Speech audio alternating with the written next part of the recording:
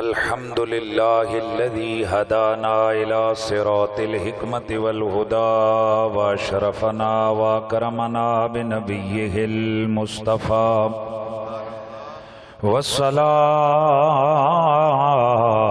والسلام على خاتم الرسل والأنبياء وعلى آلہ الطاہرین واصحابہ الاتقیاء کثیرا کثیرا الی یوم اللقاء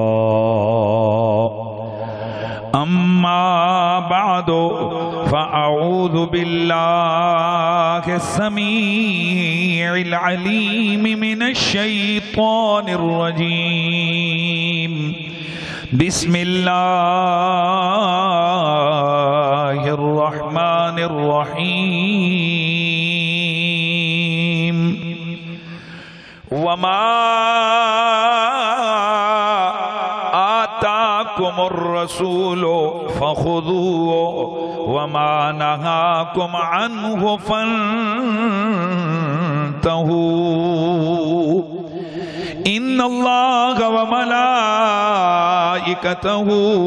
یصلون علی النبی یا ایہا الذین آمنوا صلوا علیہ وسلموا تسلیما الصلاة والسلام علیک یا سیدی یا رسول اللہ وعلا آلک وَأَصْحَابِكَ يَا سَيِّدِي يَا حَبِيبَ اللَّهِ۔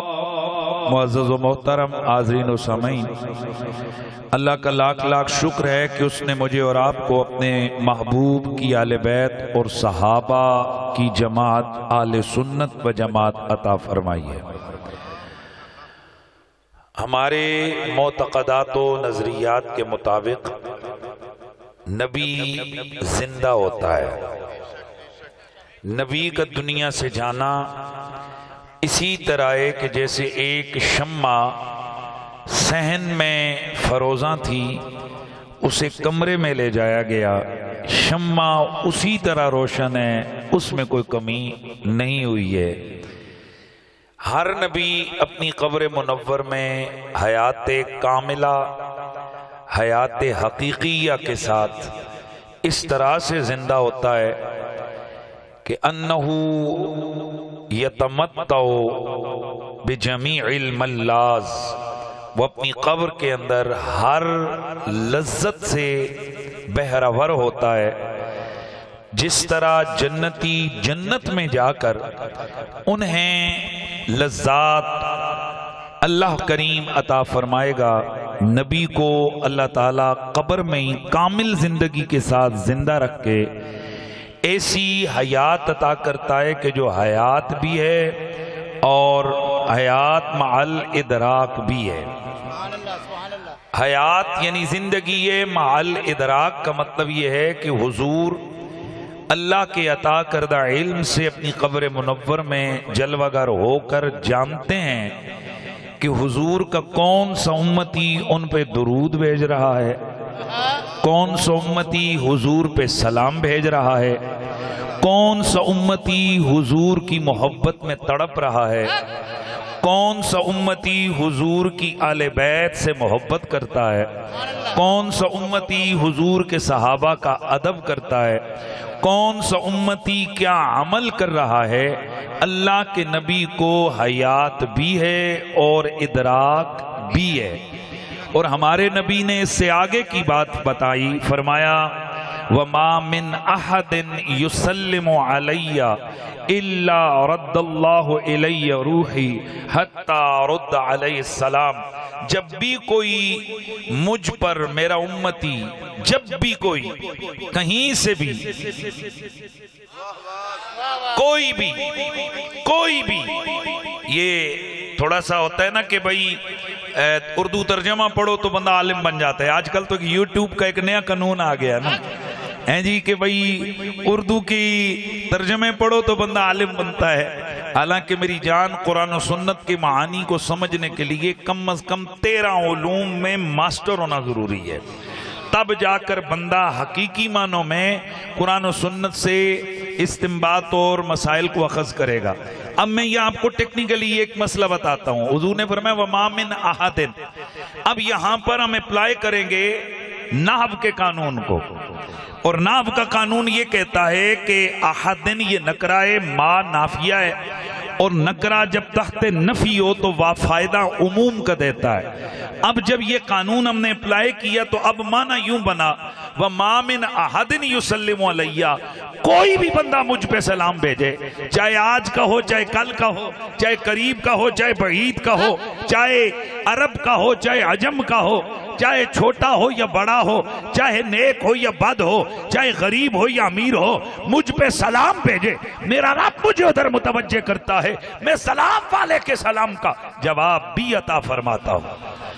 حضرات گرامی، اللہ کا لاکھ لاکھ شکر ہے کہ اس مالک نے میرے اور آپ کے نصیب میں اللہ کے محبوب بندوں کی تنقید نہیں رکھی، ہمارے نصیب میں محبوبان الہیہ کی محبت رکھی ہوئی ہے، ان کا ادب رکھا ہے۔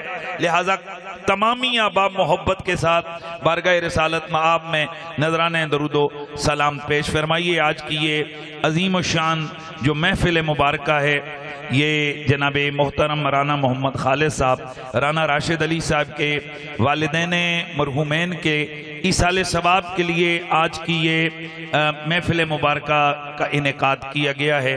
اور میں جلدی سے ایک مسئلہ بیان کر دوں کہ جن کے ماں باپ مسلمان مرے ہوتے ہیں، بھائی توجہ ہے، مجھے آپ کا بالکل یہ تھکا ہوا رکھا رہ جا نہیں، مجھے مسکراتا چہرہ اور آپ کا جسے کہتے ہیں نا کہ یہ ایسا لے جا درکار ہے کہ آپ کی چہرے سے یہاں ہو کہ بھئی آپ کچھ سننا چاہتے ہیں۔ میں نے عرض کیا جب مرنے والا مومن ہو، کیا بولا؟ مرنے والا مومن ہو، ایمان پہ مرے، تو اس مرنے والے کے جتنے بھی اعزاء قارب ہیں، میرے نبی کی حدیث حضور نے فرمایا مل میتو فی القبر الا کالغریق المتغوث ینتظر دعوتا تلحقہ من اب او اخ او ام او صدیق او کما قال السلام۔ حضور فرماتے ہیں کہ جب تم میت کو قبر میں رکھ کے آتے ہو تو اس کی مثال اس ڈوبنے والے کی سی ہوتی ہے کہ جو ڈوبتے ہوئے لوگوں کو مدد کے لیے پکارتا ہے، وہ انتظار کرتا ہے اس دعا کی، ان دعاؤں کی کہ وہ دعائیں جو اسے پہنچنے والی ہوتی ہیں باپ کی طرف سے یا بیٹے کی طرف سے یا بھائی کی طرف سے یا ماں کی طرف سے یا دوست کی طرف سے۔ اب جب زندہ مومن، شرط یہ زندہ مومن مردہ مومن کے لیے، یعنی جو وصال کرنے والا ہے وہ بھی مومن ہو اور جو دعا کرنے والا ہے وہ بھی مومن ہو، جب یہ دونوں مومن ہو تو حضور فرماتے ہیں فَأَنزَلَ اللَّهُ عَلَىٰ أَهْلِ الْقُبُورِ كَأَمْثَالِ الْجِبَالِ مِن دُعَاءِ أَهْلِ الدُّنْيَا، زندہ مومنوں کی دعا کی برکت سے اللہ مردہ مومنوں کی قبر میں پہاڑوں جتنا نور نازل فرماتا ہے، اور جب انہیں یہ نور کا تحفہ ملتا ہے تو وہ خوش ہوتے ہیں۔ کَانَ حَبَّ إِلَيْهِ مِنَ الدُّنْيَا وَمَا فِيهَا، دنیا و ما فیہا میں سب سے زیادہ اسے اس وقت وہ چیز پسند آتی ہے وہ جو نور کا تحفہ ملتا ہے۔ وہ سوال کرتا ہے من این لی ھذا، مالک ارض و سما یہ کہاں سے مل گیا مجھے یہ تحفہ؟ اسے جواب دیا جاتا ہے باستغفار ولدک لک، آج تیرے بیٹے نے تیری مغفرت کی دعا کی ہے۔ تو آج رانا صاحب کے رانا برادران کے والدین کریمین کے ایصال ثواب کی یہ محفل ہے اور مجھے بڑا زبردست موضوع دیا گیا ہے، انشاءاللہ میں نے اسی موضوع پر ہی گفتگو کرنی ہے۔ اور کئی لوگوں کے ذہن میں یہ ہوتا ہے کہ جی یہ تقریر کا کتنے ثواب ہو جائے گا میت کو، یہ محفلوں کا کتنا ثواب ہو جائے گا، تو میں یہاں دوسری حدیث اپلائی کروں گا۔ امام غزالی رحمۃ اللہ تعالی علیہ نے اور دیگر امام مبردی اور کئی اور بزرگوں نے اس حدیث مبارکہ کی تخریج کی ہے۔ وہ فرماتے ہیں کہ اللہ کے حبیب سرور کون و مکان نے فرمایا کہ ایک ایسا شخص کے جو ساری رات اللہ کی عبادت میں گزارے اور دوسری طرف ایسا متعلم دین سیکھنے والا وہ کسی عالم کی محفل میں بیٹھ کر ایک مسئلہ سیکھے تو رات بھر کی عبادت کرنا ایک طرف، یہ دین کا ایک مسئلہ سیکھنا ایک طرف، ثواب میں درجات میں یہ جو سیکھنے والا بندہ ہے اس کا درجہ بلند ہو جاتا ہے، اس کا ثواب زیادہ ہو جاتا ہے۔ تو بتائیے اگر ایک بندہ ایسا ہو تو جو اتنا بڑا مجمع ہو اور یہاں ایک مسئلہ بیان نہیں ہوگا، انشاءاللہ یہاں کئی مسائل بیان ہوں گے، تو اب خود اندازہ لگائیے کہ گھنٹے بھر کے خطاب کے بعد کتنے مسائل ہوں گے، کتنے مسئلے بیان ہوں گے، کتنے سنیں گے، کتنے سیکھیں گے۔ تو ان ساری چیزوں کا ثواب انشاءاللہ رانا صاحبان کے والدین مرومین کے ایصال کریں گے ہم۔ تو اس لیے ذرا بلند آواز سے پورا مجمع نبی علیہ السلام کی بارگاہ میں درود و سلام کا نذرانہ پیش کر لے۔ صلی اللہ علیہ یا رسول اللہ وسلم علیک یا حبیب اللہ۔ ہاں تو شاہ خوبا تو جانے جانا، تو شاہ خوبا تو جانے جانا ہے، چہرہ ام الکتاب تیرا نہ بن سکی ہے، نہ بن سکے گا مثال تیری، جواب تیرا نہ بن سکی ہے، نہ بن سکے گا مثال تیری، جواب تیرا۔ تو سب سے اول، تو سب سے آخر، ملا ہے حسن دمام تجھ کو، ہے عمر لاکھوں برس کی تیری، ہے عمر لاکھوں برس کی تیری، مگر ہے تازہ شباب تیرا نہ بن سکی ہے، نہ بن سکے گا مثال تیری، جواب تیرا۔ میں تیرے حسن بیاں کے صدقے میں، تیری میٹھی زبان کے صدقے، برنگ خوشبو دلوں میں اترا، برنگ خوشبو دلوں میں اترا، ہے کتنا دلکش خطاب تیرا نہ بن سکی ہے، نہ بن سکے گا مثال تیری، جواب تیرا۔ ناپ ہوئے جنت کی کوئی قیمت، نہ مشک و عنبر کی کوئی حاجت، جس کو ملا ہے، جس کو ملا ہے اس نے ملا ہے، جس کو ملا ہے اس نے ملا ہے، پسینہ رش کے گلاب تیرا نہ بن سکی ہے، نہ بن سکے گا مثال تیری، جواب تیرا۔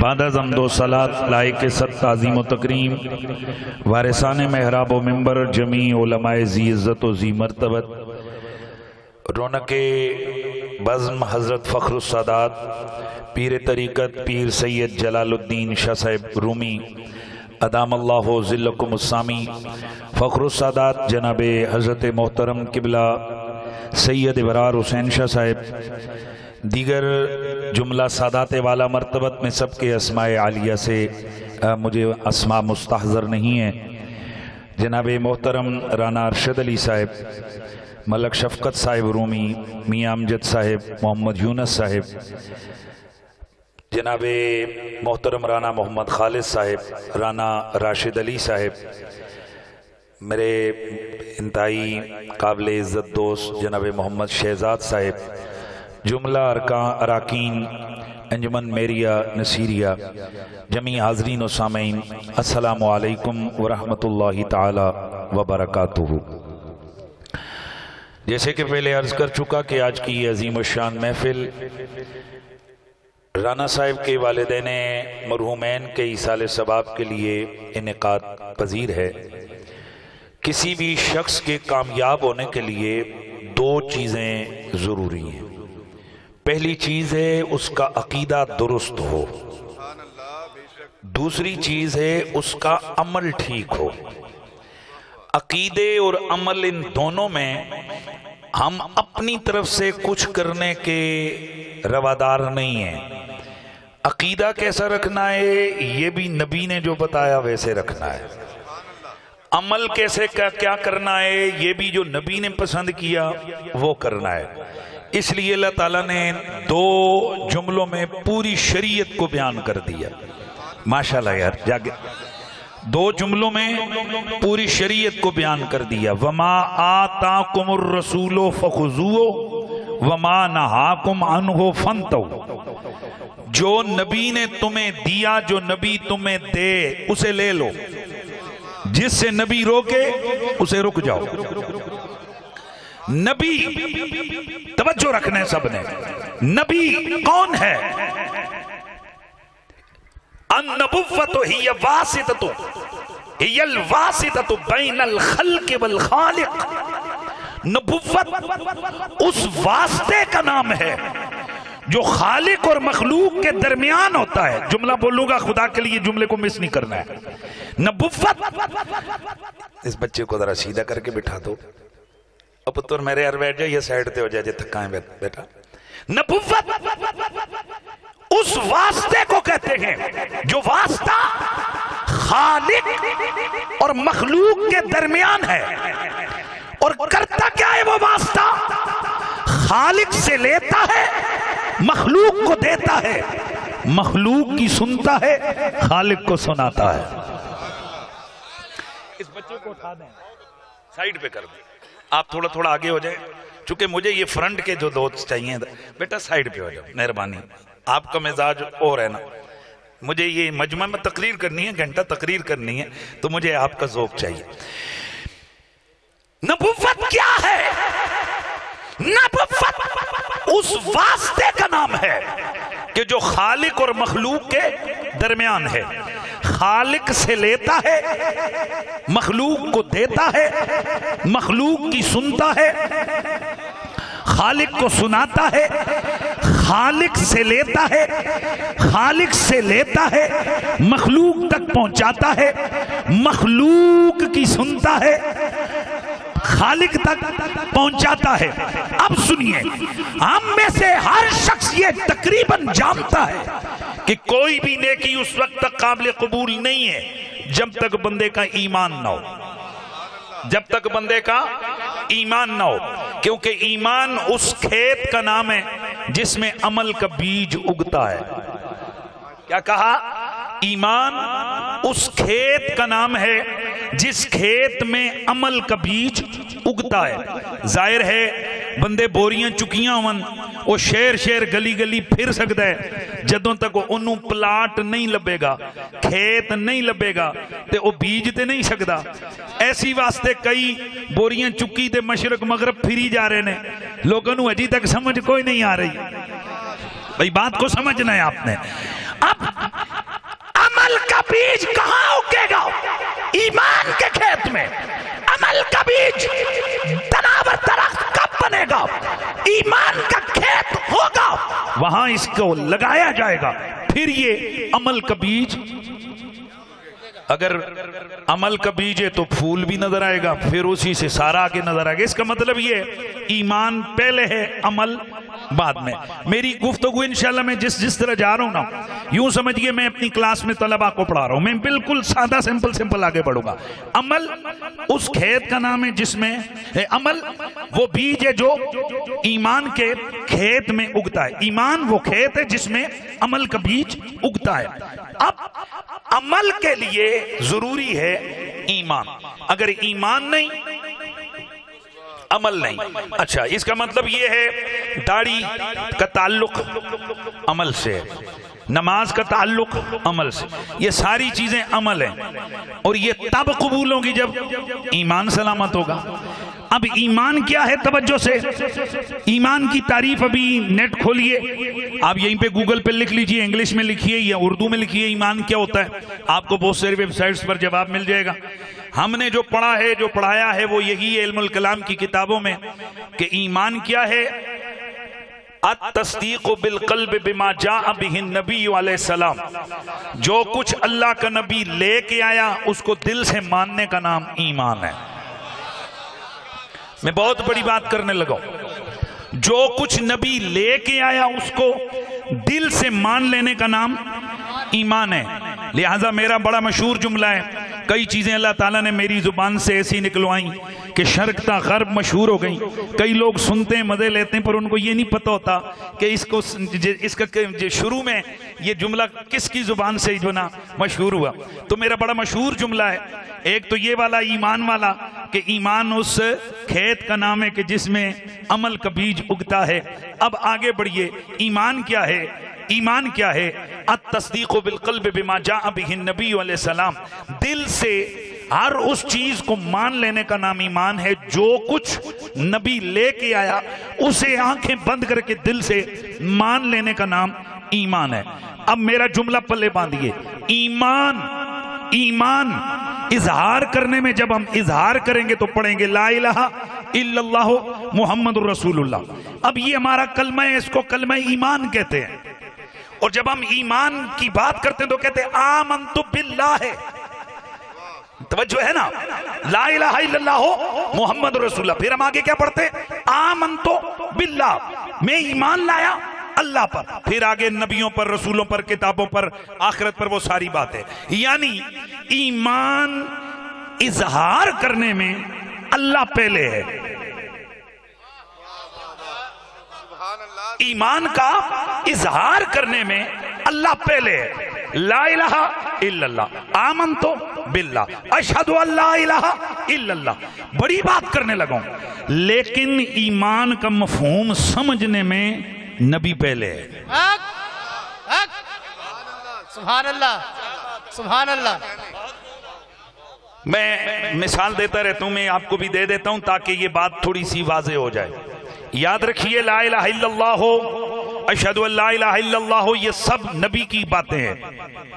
یہ سب کس کی باتیں ہیں؟ نبی کی باتیں ہیں۔ یہ ہر نبی کا پیغام ہے، ہر نبی کا میسج ہے لا الہ الا اللہ، ہر نبی کا مشن ہے لا الہ الا اللہ، ہر نبی کی خبر ہے لا الہ الا اللہ۔ تو اب توجہ سے سنیے گا، ہر نبی کا پیغام ہے لا الہ الا اللہ، اور کوئی بھی عقل والا شخص یہ بات سمجھنے میں کوئی دیر نہیں لگائے گا کہ جب کبھی خبر آئے یا پیغام آئے یا اعلان آئے، مخبر پہلے سمجھ آتا ہے، خبر بعد میں سمجھ آتی ہے۔ مخبر پہلے سمجھ آتا ہے۔ یار تھوڑا مشکل ہو گیا، کوئی بات نہیں ہے، مشکل نہیں ہے، میں سادہ کر کے سمجھا دیتا ہوں۔ رانا صاحب بیٹھے ہیں باہر، اور ان کے پاس ایک پوڈری ٹیپ بندہ آیا اور آ کر کہتے ہیں رانا جی پرے نیر تے جھگڑا ہو گیا، کو 15 کو بندے مارے گئے نے۔ نہ سیدھا چل بگا دیا۔ خبر کیا دی تھی؟ جھگڑا ہو گیا، 15 بندے ضائع ہو گئے۔ تھوڑی دیر گزری، دوسرے بھائی رانا آپ کا کیا سمجھ رہی، راشد صاحب آئے بڑے مغموم چہرے کے ساتھ۔ کیا ہوا؟ یار ادھر نہر پہ جھگڑا ہو گیا، بندے ضائع ہو گئے۔ اوئے ہوئے ہوئے، اٹھو کون ہو گیا؟ گاڑیاں نکلی، دوڑ پڑے۔ یار ایئی خبر دے تھوڑی دیر پہلے پوڈری نے دسی سی۔ یہی بات تو اس پوڈری نے آپ کو بتائی تھی، اس وقت حرکت کیوں نہیں ہوئی؟ اس کی وجہ یہ ہے کہ آپ نے خبر سنی تھی، اور اس خبر سے پہلے مخبر کو ماننا تھا، پھر اثر ہونا تھا۔ اب سنیے، لا الہ الا اللہ یہ میرے نبی کا پیغام ہے، یہ ہر نبی کا پیغام ہے، لہذا پیغام بعد میں دیکھا جاتا ہے، پیغمبر کو پہلے دیکھا جاتا ہے، خبر کو بعد میں دیکھا جاتا ہے، مخبر کو پہلے دیکھا جاتا ہے۔ اس لیے ہم یہ ایک دعویٰ کرتے ہیں اور اعلان کرتے ہیں، لا الہ الا اللہ پڑھنے میں توحید پہلے ہے، محمد الرسول اللہ بعد میں ہے، لیکن مفہوم سمجھنے میں محمد الرسول اللہ پہلے ہے۔ لا الہ نعرہ تکبیر، بلند آواز سے نعرہ تکبیر، نعرہ رسالت، نعرہ رسالت، نعرہ حیدری، نعرہ حیدری۔ جو میرا نبی تمہیں دے لے لو، جس سے روکے رک جاؤ، کس سے روکے اور کیا دے، ہر وہ چیز جو ہم نے کرنی تھی یا جس سے ہم نے رکنا تھا، زہرا کے بابا ڈرے نہیں خدا کے لیے، میں کہیں لگا رہا ہوں پر نہیں سمجھ آ رہا، زہرا کے بابا ڈرے نہیں، جس سے منوانا تھا منوا کے گئے، جس سے روکنا تھا روک کے گئے۔ سبحان اللہ، سبحان اللہ، سبحان اللہ۔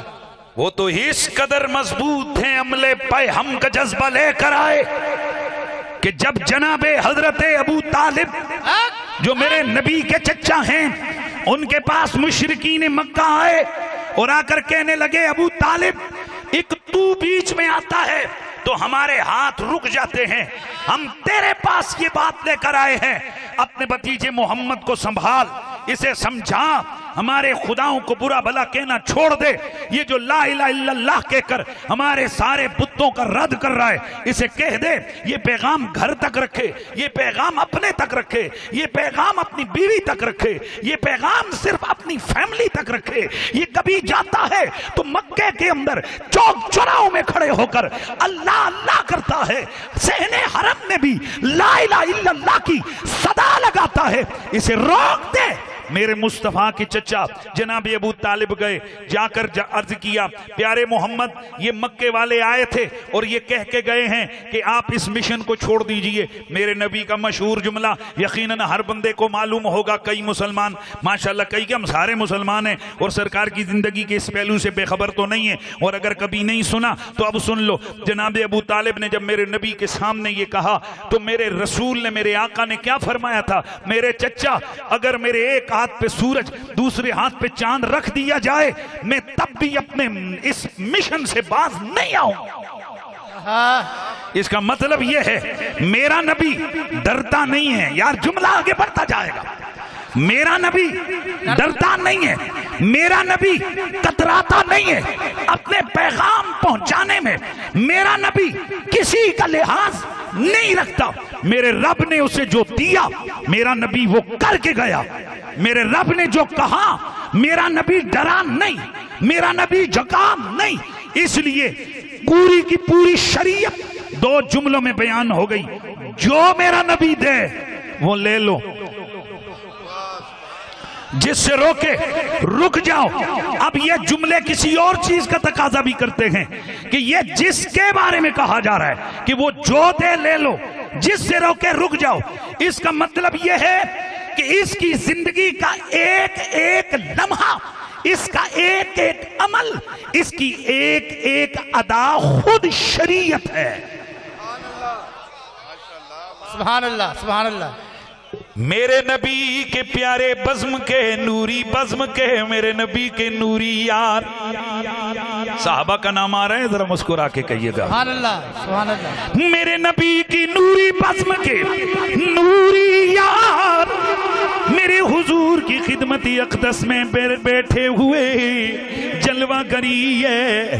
کیا خوب کسی شاعر نے کہا تھا کہ ایک طرف ابو بکر عمر عثمان ادھر ادھر ادھر، انہیں جگمگ جگمگ تاروں میں، انہیں جگمگ جگمگ تاروں میں ماہتاب کا عالم کیا ہوگا جس وقت تھی خدمت میں ان کی بکر عمر عثمان و علی اس وقت رسول اکرم کے اس وقت رسول اکرم کے دربار کا عالم کیا ہوگا میرا نبی نوری بزم میں جلوہ گر ہے اور یاد رکھیے یہ میرا نبی ہے مقصود کائنات ہے میں تھوڑا سا مسئلہ سمجھا دوں اس مسئلے کو بھی سمجھ لیجئے بعض اوقات ایک محفل جمتی ہے اس محفل میں سارے ایک جیسے نہیں ہوتے کئیوں کے لیے صرف اشتہار لگا دیے جاتے ہیں کئیوں کے لیے صرف مسجد میں اعلان کر دیا جاتا ہے کئیوں کے لیے اعلان نہیں بلکہ خود جایا جاتا ہے گاڑیاں بھیجی جاتی ہیں پروٹوکول سے لایا جاتا ہے یہ کون لوگ ہوتے ہیں کہتے ہیں جی یہ مقصودی لوگ ہیں اب مقصودی لوگوں کے آنے سے پہلے سمجھو مقصودی لوگوں کے آنے سے پہلے گھر والے بیٹھ کے پلان کرتے ہیں پیر صاحب کو بٹھانا کہاں ہے پیر صاحب کو کھلانا کہاں ہے پیر صاحب کے لیے برتن کون سے نکالنے یار میں غلط کہہ رہا ہوں کہ صحیح ایسے آپ کے مرشد کون ہیں سبحان اللہ بھائی اگر یہاں کسی خوش نصیب کو کہہ دیا جائے کہ تیرے گھر میں قبلہ جامی سرکار گولڈا شریف سے آ رہے ہیں تو اب وہ کیا کرے گا وہ گھر میں سب سے پہلے یہ سوچے گا کہ بھئی میں نے برتن کون سے رکھنے میں نے ان کو بٹھانا کہاں ہے کس بیٹھک میں بٹھانا ہے ایک چیز پلان ہوگا اور بولو کیونکہ وہ مقصودی بندہ ہوا اور جو جلسے کا مقصود ہو جلسے کے انتظام اس کے گرد گھومتے ہیں تو جو کائنات کا مقصود ہو یاد رکھیے کائنات اس کے گرد گھومتی ہے یہی وجہ ہے میرا نبی مطلوب کائنات ہے میرا نبی مقصود کائنات ہے میرا نبی محبوب کائنات ہے اس لیے میرے نبی کی ذات میرے نبی کی زندگی یہ کوئی حادثاتی زندگی نہیں میرے نبی کی ذات کوئی حادثاتی ذات نہیں میرے نبی کا رتبہ کوئی حادثاتی رتبہ نہیں میرا نبی مطلوب کائنات ہے مقصود کائنات ہے ارے پوچھئے گا کہ اس کا مطلب کیا ہے تو اس کا مطلب یہ ہے یہ جو کائنات ڈیزائن ہوئی ہے یہ محبوب محمد کے لیے ڈیزائن ہوئی ہے تو اب ذرا سنیے میرا نبی چنا ہوا ہے میرا نبی مطلوب ہے تو چنا ہوا ہے اسی لیے ہر نبی مجتبی میرا نبی مصطفیٰ ایک دن ایک صاحب نے پوچھا مجتبی اور مصطفیٰ میں فرق کیا ہے میں نے کہا مجتبی وہ ہوتا ہے جو امت میں سے بے مثال ہو کیونکہ ہر نبی امت میں سب سے تگڑا سب سے اعلیٰ سب سے شان والا ہوتا ہے تب اللہ اسے مرتبہ نبوت کے لیے چنتا ہے تو ہر نبی اپنے اپنے زمانے میں چنا گیا وہ مجتبی ہے میرا نبی بھی چنا گیا میرا نبی مصطفیٰ ہے وجہ کیا ہے ہر نبی امت میں سے چنا گیا میرا نبی نبیوں میں سے چنا گیا ہر نبی کے لیے یہ کہا جائے گا اس کی امت میں اس جیسا کوئی نہیں میرے نبی کے لیے کہا جائے گا 1.25 لاکھ نبیوں میں میرے نبی جیسا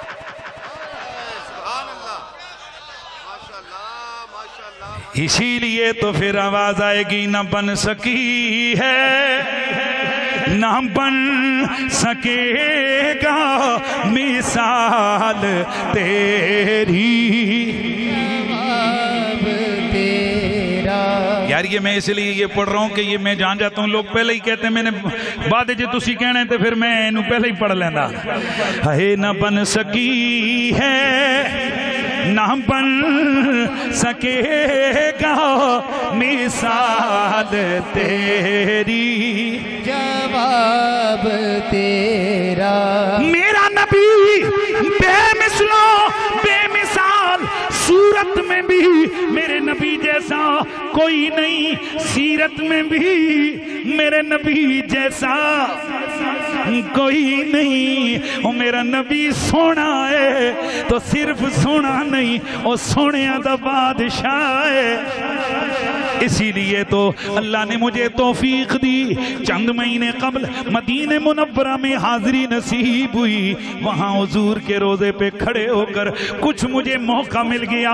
ویسے تو وہاں جناب کھڑے بھی نہیں ہونے دیتے، نہ جانے کیا کرم میرے نبی نے کیوں کر دیا کہ میں کتنی دیر وہاں کھڑا رہا، درود شریف پڑھا، سلام پڑھا، پھر دل میں آیا کہ میں کوئی پنجابی میں عرض کروں تو میں نے وہاں چند مائے پڑے تھے، وہ آپ کو سنا دیتا ہوں کہ کعبے والمنہ مایا، کعبے والمنہ مایا، کعبے والمنہ مایا، ایک سوڑا تو لگنے دوجا پھر بھی تو مایا، ایک سونا تو لگنے دوجا پھر بھی تو مایا۔ میرا نبی اپنے یاروں کی بزم میں، میرے سونے نبی نے کچھ پیار بری بات کی، کچھ صحابہ نے محبت بری باتیں کی، میرا نبی سن کے مسکرا پڑے، میرا نبی سن کے نعرہ تکبیر، میری آقا سن کے مسکرا پڑے، یعنی آپ یوں سمجھیں حضور نے مزاح کی، کیا کیا؟ حضور نے مزاح کی، مزاح، اسلام میں مزاح جائز ہے، مذاق جائز نہیں ہے، یعنی ایسی لطیف سی بات کرو کہ اگلے کا خوش ہو جائے، یہ جائز ہے، لیکن اب کسی کو ہنسانے کے لیے کوئی جھوٹ بولو یا کوئی ایسے انداز سے کسی کو ڈیگریڈ کرو کہ چند لوگ ہنسیں اور ایک بیچارے کا کباڑا نکلے، یہ حرام ہے، یہ ناجائز ہے۔ تو نبی پاک نے مزاح کی، مزاح کا میں ایک مثال سمجھاتا ہوں، مزاح کس کو کہتے ہیں۔ مثلا حضور سید عالم کی بارگاہ میں ایک بڑی آئی تو میرے نبی نے اسے دیکھ کے فرمایا کہ جنت سے کسی بڑی نہیں جانا، وہ رونے لگ گئی، میں نے جنت میں نہیں۔ پھر ایک اور، اچھا تو حضور نے فرمایا وہی جنت میں بوڑھوں نے نہیں، جنت میں تو جس نے جانا ہے جوانوں کے جانا ہے۔ پھر اسی طرح ایک بندہ آیا، عرض کیا یا رسول اللہ مجھے اونٹ چاہیے، سوال کیا، میرے نبی نے فرمایا جاؤ اسے اونٹنی کا بچہ دے دو۔ یا رسول اللہ میں نے اونٹ مانگے، آپ نے اونٹنی کا بچہ، فرمایا اونٹ اونٹنی دا ہی بچہ ہوتا ہے۔ اب یہ مزاح ہے، یہ میرے نبی نے کیا۔ ایک دن میرے نبی پاک کے سامنے مزاح ہوا، حضور نے مزاح کیا، کچھ صحابہ حاضر ہوئے، یا رسول اللہ یہ جو آپ مزاح فرماتے ہیں اگر کبھی مزاح میں کوئی بات کر دیں اس کو ہم کیا سمجھیں؟ میرے نبی کا رخ والضحا، میرے آقا کا چہرہ غضب سے تمتما اٹھا، میرے آقا نے فرمایا لوگو سن لو، جس رب کے قبضے میں مجھ محمد کی جان ہے۔ آپ نے اپنی زبان پکڑی، فرمایا اس زبان سے سوائے حق کے کسی حال میں کوئی بھی جاری نہیں ہوتا۔ اس لیے میرے نبی جب بولے جو بولے حق ہے۔ اب میں آگے بڑھوں گا، آئے ہائے میرا نبی جو بولے جب بولے حق ہے، اور شریعت کہتی ہے اسے تھام لو، اسے لے لو۔ میں اور آپ تو کبھی نیند میں ایسی بات کرتے ہیں، اکھیاں ادھر دیت گلہ ادھر فادے، اور نہیں یار میری کو طبیعت ٹھیک نہیں سی میں انج گل کیتا۔ نبی پر یہ کیفیت آتی نہیں ہے، اس لیے نبی پہ کبھی سستی تاری نہیں ہوئی۔ ادھر تکو نہ نبی کی آنکھ میں کبھی گید نہیں آئی، نبی کے جسم پہ کبھی مچھر نہیں بیٹھا، نبی کے جسم پہ کبھی مکھی نہیں بیٹھی، نبی کے پسینے میں کبھی بدبو نہیں آئی، نبی کی ناک کبھی نہیں بئی، مہربانی کریں نا یار، نبی کی ناک کبھی نہیں بئی، نبی کی بغل کے اندر سے پسینے کی کبھی بدبو نہیں آئی، بلکہ میرے رسول کی تو یہ شان تھی، آپ کے پسینے کی اتنے کمال تھے کہ حضور جس رستے سے گزرتے، بخاری کی حدیث ہے کہ اللہ کے نبی کے صحابی حضرت انس بن مالک فرماتے ہیں اذا مر النبی من طریق فی طرق المدینہ، جب اللہ کا نبی اذا مر النبی فی طریق من طرق المدینہ، جب اللہ کے حبیب مدینے کے راستوں میں سے کسی راستے پہ چل پڑتے تو اس طرح قستوری کی خوشبو مہکتی کہ ہم سمجھ جاتے کہ اللہ کے حبیب یہاں سے گزر کے گئے ہیں. پھر اسی لیے میرا بریلی کے شاہ تڑپ اٹھا, کہنے لگے گزرے جس راہ سے وہ سید والا ہو کر, رہ گئی ساری زمین امبر سارا ہو کر. اچھا تو خیر بات آگے بڑھ گئی. نبی جو بولے لے لو, نبی جس سے روکے رک جاؤ. نبی جو دے دے لے لو, جس سے روکے رک جاؤ. تو نبی کا پہلا پیغام لا الہ الا اللہ, اللہ کے سوا کوئی عبادت کے لائق نہیں. نبی کا پیغام اللہ کے سوا کوئی عبادت کے لائق نہیں. عبادت قولی ہو اللہ کے لیے, عبادت فعلی ہو اللہ کے لیے, عبادت جانی ہو اللہ کے لیے, عبادت مالی ہو اللہ کے لیے, سجدہ ہو اللہ کے لیے, رکوع ہو اللہ کے لیے, قیام ہو اللہ کے لیے, سجود و عبادت ہو اللہ کے لیے, زکوٰۃ عبادت اللہ کے لیے, حج اللہ کے لیے, ہر قسم کی عبادت, بولیے ہر قسم کی عبادت اللہ کے لیے. لیکن ایک بات ذہن میں رکھنا, سجدہ کرنا اور ہوتا ہے, کسی کے پاؤں گرنا اور ہوتا ہے.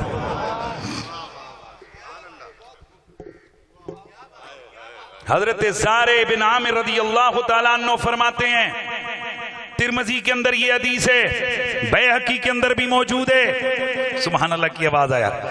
الادب المفرد کے اندر امام بخاری اس حدیث کو لے کر آئے. اس کے علاوہ 25 سے زیادہ حدیث کی کتابوں میں یہ حدیث ہے. حضرت زارع رضی اللہ تعالیٰ عنہ آپ فرماتے ہیں کہ ہم بھی وفد عبد القیس میں تھے. یہ ایک وفد آیا تھا حضور کو ملنے کے لیے. ابو داؤد شریف کے اندر جو الفاظ ہیں ان کو سنیے. صحابی رسول فرماتے ہیں کہ جب ہم مدینے پہنچے تو حضور کو ہم نہیں جانتے تھے, یعنی اس سے پہلے حضور کو نہیں دیکھا تھا. یہ ساری روایتیں جمع کر کے بیان کر رہا ہوں. تو کسی نے کہا ذاک رسول اللہ, وہ ہیں اللہ کے نبی. صحابی کہتے ہیں ہم سواریوں سے کود پڑے اور دوڑ کر لپٹ گئے حضور کے قدموں سے. نقبل یدیہ ورجلیہ, ہم لگ گئے حضور کے ہاتھ چومنے اور حضور کے پاؤں چومنے. توجہ ہے سب کی, حدیث کی کتابوں میں موجود ہے. حضرت صفوان بن اسال رضی اللہ تعالیٰ عنہ آپ فرماتے ہیں کہ یہودی آئے, انہوں نے حضور سے کچھ سوال جواب کیے, اور اس کے بعد پھر جب نبی نے انہیں اپنا شان نبوت اور علم نبوت کا رنگ دکھایا, کلمہ پڑھا, مسلمان ہو گئے. اور پھر کیا کیا, فقبلہما, وہ دو یہودی تھے, یدیہ ورجلیہ, حضور کے ہاتھ بھی چومنے لگ گئے, حضور کے پاؤں بھی چومنے لگ گئے. یعنی جب تک یہودی تھے سوال جواب کر رہے تھے, جب صحابی بنے پاؤں گر پڑے. ہاں جی, پاؤں بھی چومے اور ہاتھ بھی چومے. اب توجہ ہے سب کی بھائی, توجہ ہے. ماں باپ کے قدم چومنے مستحب.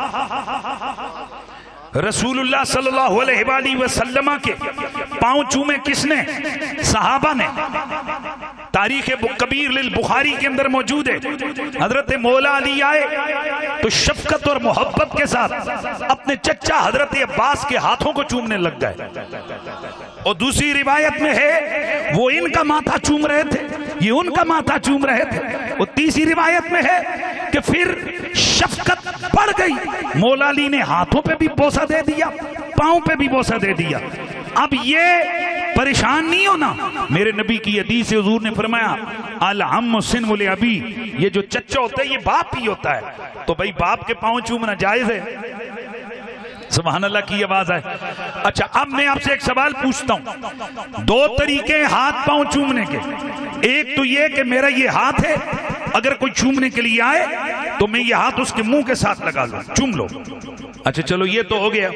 اب اگر کسی نے, میں یہاں بیٹھا ہوں, یہ دیکھو میں یہ بیٹھا ہوں, ادھر دیکھ لو میں یہ بیٹھا ہوں, کسی کو اگر چاہیے کہ وہ اگر میرے پاؤں چومیں, اب دو ہی صورتیں کہ میں کہوں ذرا رکیو, میں اپنے پاؤں اٹھا کر اس کے منہ سے لگاؤں, اور دوسری صورت یہ کہ وہ تلے ہوئے, سبحان اللہ, وہ نیچے جھکے. اور جزائر جب وہ میرے پاؤں پہ آئے گا یا کسی بزرگ کے اسی طرح کوئی بیٹھا ہو وہ پاؤں پہ آئے گا تو دیکھنے والا تو یوں لگے گا کہ یہ کہیں سجدہ تو نہیں کر رہا, لیکن سجدہ 7 ہڈیوں پہ ہوتا ہے جیسے بخاری مسلم کی حدیث ہے. اور سجدہ عبادت ہے, اور عبادت میں نیت ضروری ہے. انما الاعمال بالنیات, اور نیت کا دار و مدار, اعمال کا دار و مدار نیت پر ہے. اور نیت کس نے کی ہے کس نے نہیں کی ہے کرنے والے کو پتا ہے. ہمیں بس اتنا پتا ہے کہ ہم نے مومنوں کے لیے نیک گمان کرنا ہے. اگر کوئی کسی صحیح عالم بعمل ہو, کوئی پڑھا لکھا بندہ ہو, اپنے ابے کے پاؤں چومے, وہ گر جائے پاؤں پر, بظاہر یہ لگے گا یہ سجدہ کر رہے, لیکن سجدہ نہیں کہنا, یہ کہنا پاؤں چوم رہا ہے. اب جب یہ بات سمجھ گئی تو پھر یہ سمجھو کہ یہ اللہ کے نبی کے سامنے پاؤں چومے گئے, نبی نے روکا نہیں ہے. ایک اور حدیث سنا دوں حضرت جابر رضی اللہ تعالیٰ عنہ. دوستان گرامی, میرے نبی پاک کے صحابی حضرت جابر رضی اللہ تعالیٰ عنہ اس حدیث کے راوی ہیں. آپ فرماتے ہیں ایک دل مدینے کے سلطان سرور کون و مکان کے سامنے ایک عربی آیا, میرے نبی نے اسے دعوت اسلام دی. کہنے لگا اے محمد مجھے کچھ دکھائیے. میرے نبی نے فرمایا کیا دیکھنا چاہتا ہے؟ کہنے لگا وہ جو سامنے درخت ہے اسے بلا لیجئے. میرے نبی پاک نے فرمایا کیا اس درخت کو میں بلاؤں اور وہ چل کے آ جائے, یا تو بلائے اور وہ چل کے آ جائے؟ کہنے لگا اگر میں بلاؤں اور وہ آ جائے یہ تو اور بھی بڑی بات ہے. میرے نبی نے فرمایا جا کر اس درخت سے کہے او درخت تجھے اللہ کا رسول بلا رہے ہیں. جیسے ہی اس عربی نے جا کر درخت سے کہا, راوی کہتے ہیں کہ درخت نے آگے پیچھے ہو کر اپنی جڑوں کو کھینچا, دوڑتا ہوا میرے نبی کی خدمت میں حاضر ہو گیا.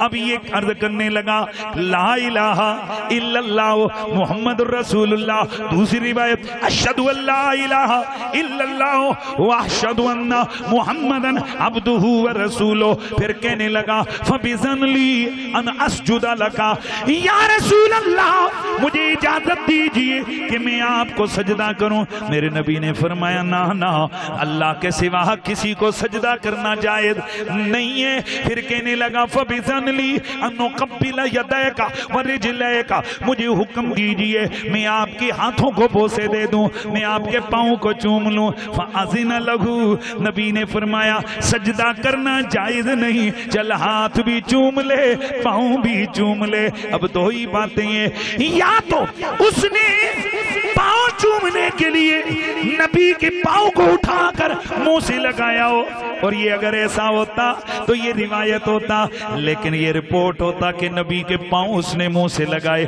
لیکن یقیناً جب یہ نہیں ہے تو پھر ایک ہی بات ہے, میرا نبی کھڑا ہے, اس نے پہلے ہاتھ چومے پھر پاؤں پہ گر گیا, پھر پاؤں پہ گر گیا, پاؤں کو چوم لیا. اب دور سے دیکھنے والا اگر کوئی یوٹیوبر ہوتا, مہربانی کریں گے, اگر دور سے دیکھنے والا کوئی یوٹیوبر ہوتا یا کسی کے پاس آئی فون ہوتا, وہ وہاں پر جناب ویڈیو بنا لیتا. انہیں بھی کہنا سی لو جی سجدے وچ پیا ہویا ہے, اللہ کے سوا کسی کو سجدہ کرنا جائز نہیں ہے. لیکن سب کو پتا ہے کہ اللہ کا نبی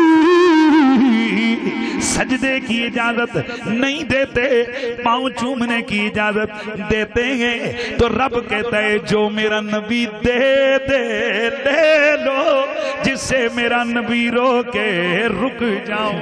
نعرہ تکبیر, نعرہ حیدری, نعرہ غوثیہ, نعرہ غوثیہ. میرا نبی جو تمہیں دے لے لو, جس سے روکے رک جاؤ. اب ہم نے دیکھنا ہے کہ نبی نے کیا کیا دیا. نبی نے توحید کا پیغام دیا, نبی نے نبیوں کی نبوت اور رسالت کی خبریں دی, نبی نے قبر قیامت کی باتیں بتائیں, نبی نے جنت دوزخ کی باتیں بتائیں. تو جس نبی نے یہ سب کچھ بتایا, جس نبی نے داڑھی پہ زور دیا, جس نبی نے امامہ باندھا, جس نبی نے مسواک کیا, اللہ کی قسم اٹھا کر کہتا ہوں اس نبی کی اگر حیات طیبہ کو صحیح طریقے سے حدیثوں کی روشنی میں پڑھو, میں ذمہ داری سے یہاں ڈچ کوٹ والو سینہ تان کے کہتا ہوں میری ریکارڈنگ ہو رہی ہے, اور آپ کو پتہ ہے کہ منہ سے نکلا ہوا لفظ یہ واپس نہیں آتا, اس لیے میں پوری ذمہ داری سے عرض کر رہا ہوں.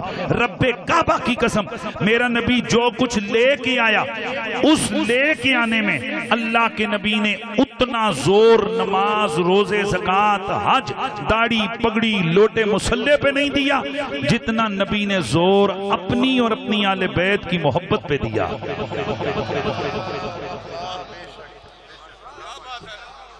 نعرہ تکبیر, نعرہ رسالت,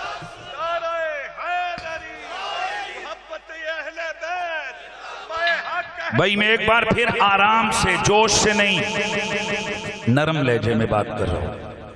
نبی نے اتنا زور نماز پہ نہیں دیا. نبی نے نماز پہ کتنا زور دیا یہ تو سارے مولویوں کو لو سن چکے ہو نا. اب جب نماز کا پتہ ہے کہ نماز کے لیے نبی نے کتنا زور لگایا، اب ہم کمپیر کر رہے ہیں نماز کا مقابلہ اہل بیت. رب کی قسم ہے جتنا زور نبی نے اہل بیت کی محبت پہ دیا، اللہ کی قسم اٹھا کر کہتا ہوں اتنا نماز پہ نہیں دیا. میرے نبی کی بڑی بڑی سنتیں، پگڑی، داڑھی، لوٹا، مصلی، یہ سب نبی کی سنت ہے، اور سنت پہ عمل کرنے والا نجات پاتا ہے، کامیاب ہوتا ہے. پر اللہ کی قسم اٹھا کر کہہ رہا ہوں میرے نبی کی سب سے پسندیدہ ترین سنت حسنین کریمین سے محبت ہے. سبحان اللہ. بے شک بے شک. حیرت کی بات ہے کہ ہمیں پگڑی والی سنت تو یاد ہے، ہم شیشے کے سامنے وال اینجنڈ کر کے ایسے ایسے باندھتے ہیں کہ نبی کی سنت پسندیدہ سنت ہے، ذرا سونی لگے پگڑی. ایسی سنت کہ میرا نبی ساری زندگی جس پہ زور دیتا رہا، حتیٰ کہ میرے آقا دنیا سے جا رہے تھے تو دو ہی چیزیں کہہ رہے تھے. ایک کہہ رہے تھے نماز پڑھتے رہنا، اور دوسرا کہہ رہے تھے میری اہل بیت کا خیال رکھنا. بخاری، مسلم، ترمذی، ابن ماجہ، اہل سنت و جماعت کی مستند جو مین سٹریم حدیث کی کتابیں، ان میں کیا یہ سیدھا سیدھی روایتیں موجود نہیں ہیں کہ اللہ کے حبیب جب دنیا سے جانے لگے تو اللہ کے حبیب یہ فرما رہے تھے اذکرکم اللہ فی اہل بیتی، اذکرکم اللہ فی اہل بیتی، میں اپنی آل کے معاملے میں تمہیں اللہ کا خوف دلا رہا ہوں، اللہ سے ڈرا رہا ہوں. خیال کرنا میری آل کا، میرے بعد کیا خیال کرتے ہو ان کا، ان کے ساتھ کیسا سلوک کرتے ہو. آخری خطبہ ہے میرے نبی کا، لاسٹ میسج آف پیغمبر. کسی بھی انگلش یا باقی جو نا، بلکہ گوگل پہ لکھو کہ رسول اللہ کا آخری خطبہ، تو وہاں پر آپ کو چیزیں ملیں گی. لیکن افسوس جس طرح ہر اور چیزوں میں ڈنڈی ماری گئی ہے، اہل بیت کے مسئلے پہ امت کی طرف سے بڑی ڈنڈی لگی ہے. ہم یہاں پر پن پوائنٹ نہیں کرتے کس نے ماری ہے، لیکن لگی ہے ڈنڈی. اس کی وجہ یہ کہ رسول اللہ صلی اللہ علیہ وسلم نے، میں جیسے عرض کر چکا ہوں، سب سے زیادہ زور اپنی اہل بیت کی محبت پہ دیا ہے. جتنا زور نبی کی اہل بیت، حضور نے اپنی اور اپنی اہل بیت کی محبت پہ دیا، میں پھر کیٹیگوریکلی کہہ رہا ہوں، اتنا حضور نے نماز پہ زور نہیں دیا، اتنا داڑھی، پگڑی، لوٹے، مصلے پہ زور نہیں دیا جتنا اپنی اہل بیت کی محبت پہ زور دیا. میں حیران ہوں، نماز کے لیے تو درس دینے کے لیے ہمارے پاس بڑا وقت ہے، آؤ بھائیو نماز پڑھو. روز اگر نماز کی کوئی بات کرے کہتے ہیں بڑا چنگا مبلغ ہے، لوگوں کو نماز کی دعوت دے رہا ہے. تو جو نماز سے زیادہ اہم ترین چیز تھی، اس کے لیے ہم نے سال کے بعد صرف محرم کا جلسہ رکھا ہوا ہے.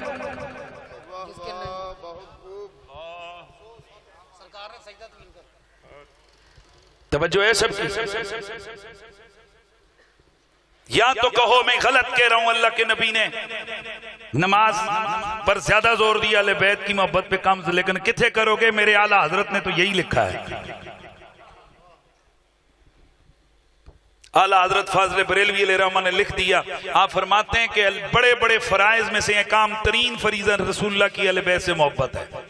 سبحان اللہ کی آواز ہے یار. رسول اللہ کی اہل بیت سے محبت ہے. امام قرطبی رحمت اللہ تعالی علیہ آپ فرماتے ہیں باقی بھی فرض ہیں. ان اللہ تعالی افترض علی الناس افترض علی المؤمنین حب اہل بیت النبی، اللہ تعالیٰ نے اپنے نبی کی اہل بیت کا پیار مومنوں پر فرض کیے. کما افترض الصلاۃ والزکاۃ والصیام والحج، جس طرح نماز، روزہ، زکاۃ اور حج کو اللہ تعالیٰ نے فرض کیا ہے. لیکن فرق ہے، نماز، روزہ، زکاۃ یہ ٹائم ٹائم پہ فرض ہیں.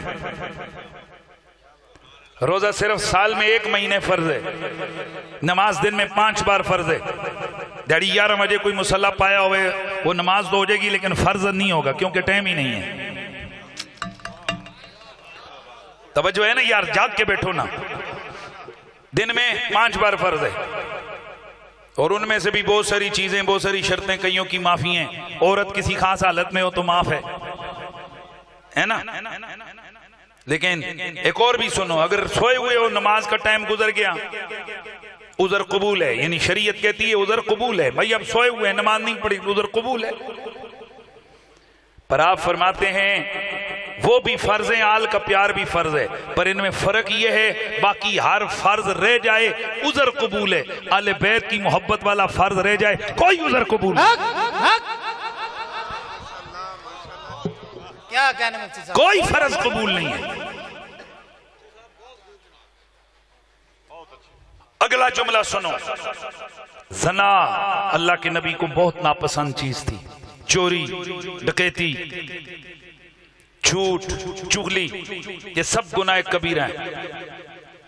اللہ کے حبیب نے اس پہ بڑا زور دیا کہ ایسا نہیں کرنا، ایسا نہیں کرنا، ڈرایا، پر جتنا آل بیت کے بغض سے ڈرایا اتنا اور چیزوں سے نہیں ڈرایا۔ آپ ذرا کمپیر دیکھیے، خدا کی قسم آپ کو طبیعت خوش ہو جائے گی۔ ایک ہے سختی کرنا، بادشاہ نے اے مثال طور تے رانا صاحب دے ملازم نے تے ملازمت دی ڈیوٹی ہوئے بھائی ہے تسی ایتھے کھلونا ہے صبح تو لے کے شامی تک، انہیں تنخواہ لینی، انہیں کھلونا ہی کھلونا ہے۔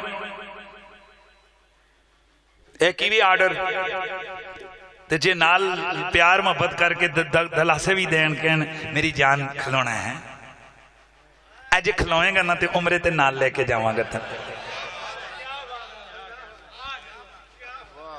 میرے نبی نے ایک تو اللہ کا آرڈر سنایا کہ اہل بیت سے محبت کرنی ہے، اس کے بغیر نجات نہیں ہے۔ دوسرا میرے نبی نے اتنا بڑا پیکج کا اعلان کیا نا، میں آج سادات کا ادب کرتا ہوں، صرف میں نہیں کرتا، میں جس امام سے پیار کرتا ہوں اس نے کہا ہے تیری نسل پاک میں ہے بچہ بچہ نور کا، تو ہے اے نور تیرا سب گھرانہ نور کا۔ کاش کہ یہ دنیا امام اہل سنت امام احمد رضا کی صحیح تعلیمات سن لے، نہ رافضیوں کے قریب بھٹکے نہ ناسبیوں کے قریب بھٹکے۔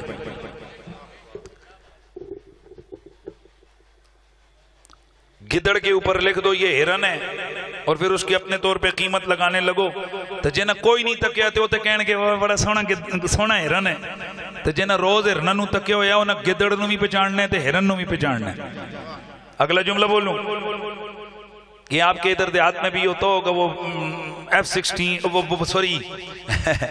ٹرالی، ٹریکٹر ٹرالی، تو یہ ڈرائیور بھی شوقیہ لوگ ہوتے ہیں، جب وہ اوپر نہ کئی دفعہ ہمارے ادھر پنڈی میں ہم نے دیکھا ادھر بھی ہوگا، وہ ٹرالی پہ پیچھے لکھا دیتے ہیں F-16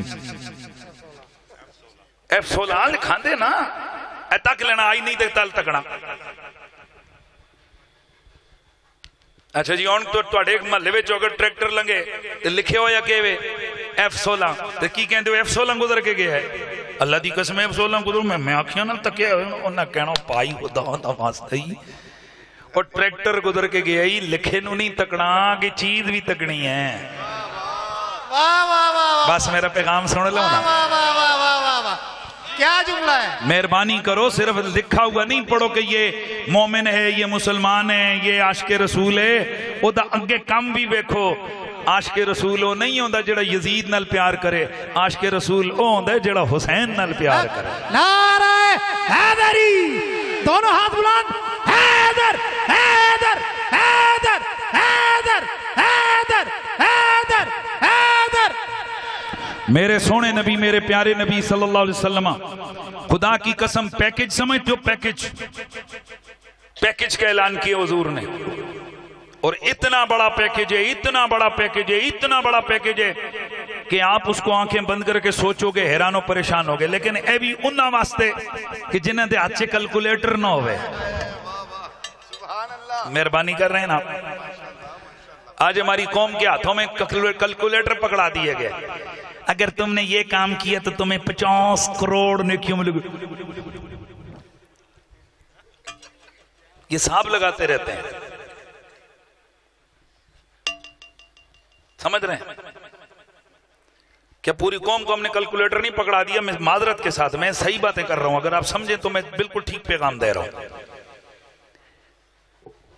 سر پہ کپڑا پہننے کو بھی تیار نہیں ہے بغیر جب تک اس کو لالچ نہ دیا گیا ہو کہ کتنی نیکی ہیں، اور کئی بچوں کا ایسا دماغ خراب کر دیا گیا کہ جب تک ان کو وہ کئی اگر پوچھنے اگر میں یہ کروں کتنے ثواب ملے گا تو جو انہوں نے تھوڑا بہت 10 دو نا، کروڑا تو تلے گالی کوئی نہیں پائی،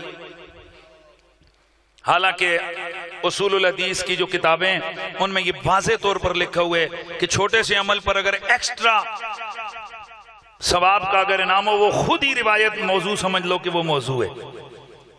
یعنی نماز پہ اتنا فائدہ نہیں، روزے پہ اتنا فائدہ نہیں، فرائض پہ اتنا فائدہ نہیں، جیسے اتنا جا کام کی تو 50 لاکھ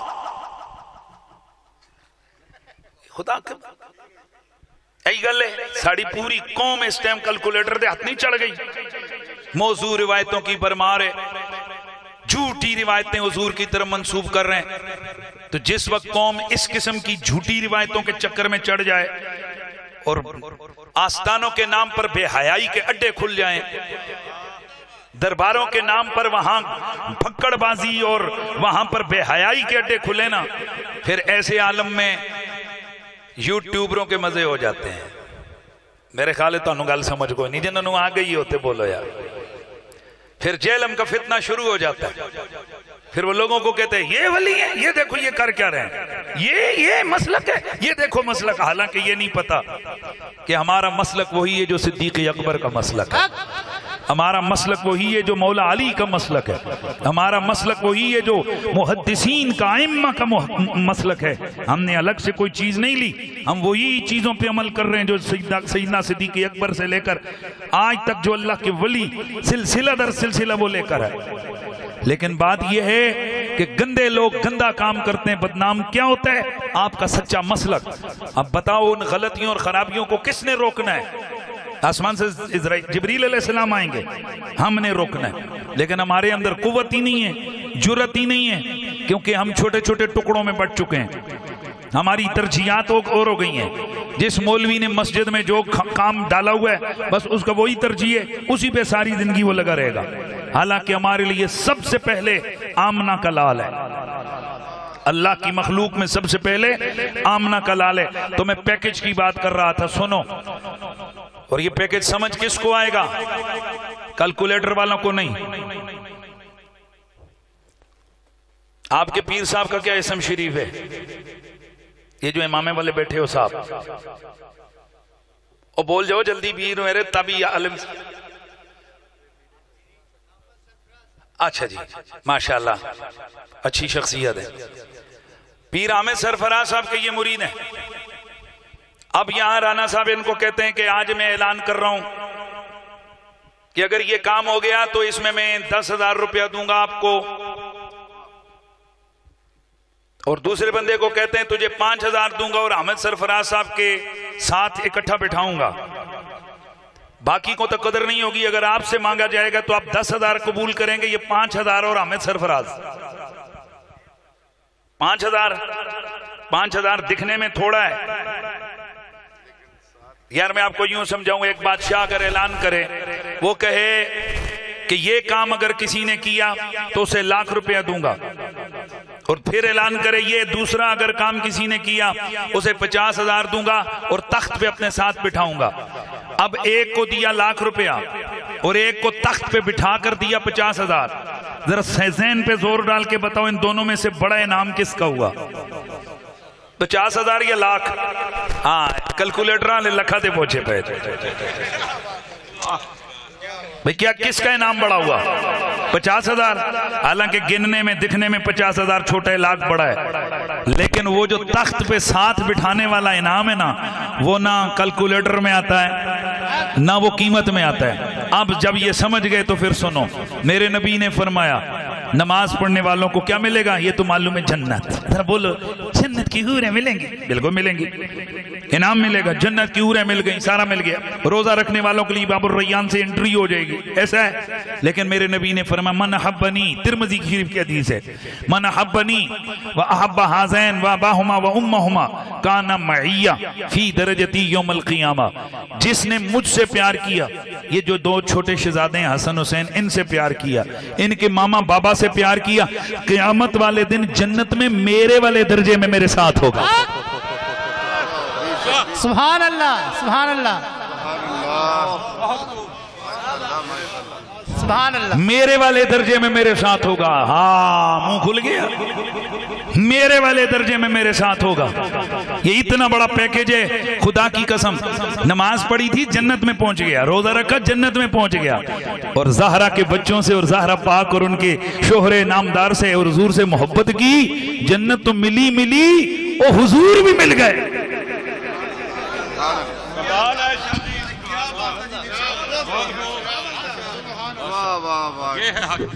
توجہ ہے سب کی. آئے کوٹھیاں تے خوش کرن والے ہو, مالکہ نال بھی ملا چھڑو. وہ ایک مجذوب گیا تھا تو اس نے واپس آیا, وہ بندہ ایک گیا نا عمرے پہ, واپس آیا, اس نے کہا کہاں گیا, بتایا. تو اس نے جملہ بولا, اس نے کہا کہ کوٹھے تک کے نہیں, یہ کوٹھیاں والے بھی تک کے نہیں.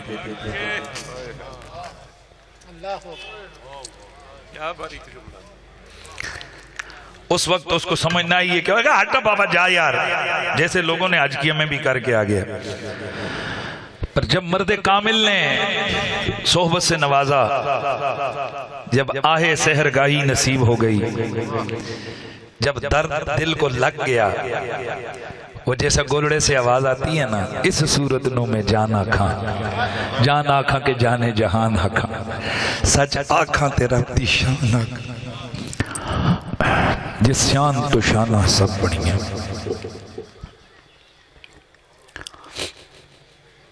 اے صورت شالا پیش نظر, رہے وقت نزات روز حشر, وچ قبر دے پل تھی جد ہو تھی گزر, سب کھوٹیاں تھی سن تد کھریاں.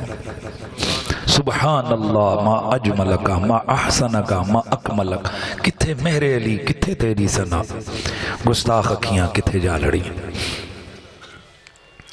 درد لگ گیا نا, درد سمجھ دے ہو. اسی لیے تو کہا نا, نہ بچا بچا کے تو رکھ سے, تیرا آئینہ ہے وہ آئینہ جو شکستہ ہو تو عزیز تر ہے نگاہ آئینہ ساز میں. دنیا کا کوئی بھی شیشہ کورا کورا ہو تو اس کی قیمت لگتی ہے. یہ موبائل کا شیشہ ٹوٹ جائے آدھے پیسے ختم ہو جاتے ہیں, یہ شیشہ ٹوٹ جائے کوئی بھی نہیں لیتا. یہ آپ کی گاڑی کے ونڈ سکرین والے شیشہ اگر اس پہ سکریچ آ جائے یا اس پہ دراڑ پڑ جائے بے قیمت ہو جاتا ہے. پر شاعر کہتا ہے دنیا کا ہر شیشہ ٹوٹنے سے بے قیمت ہوتا ہے, ایک شیشہ ایسا ہے جسے توڑ کے پیش کر قیمت ڈبل ہو جائے گی, زیادہ ہو جائے گی. اور وہ کون سا ہے؟ وہ تیرا شیشہ دل ہے, نہ بچا بچا کے تو رکھ سے, تیرا آئینہ ہے وہ آئینہ جو شکستہ ہو تو عزیز تر ہے نگاہی آئینہ ساز میں. پتہ کیا ہے, ہائے اس کورے بندے کو پتہ کیا, کسی کی محبت میں آہ نکلنا کسے کہتے ہیں.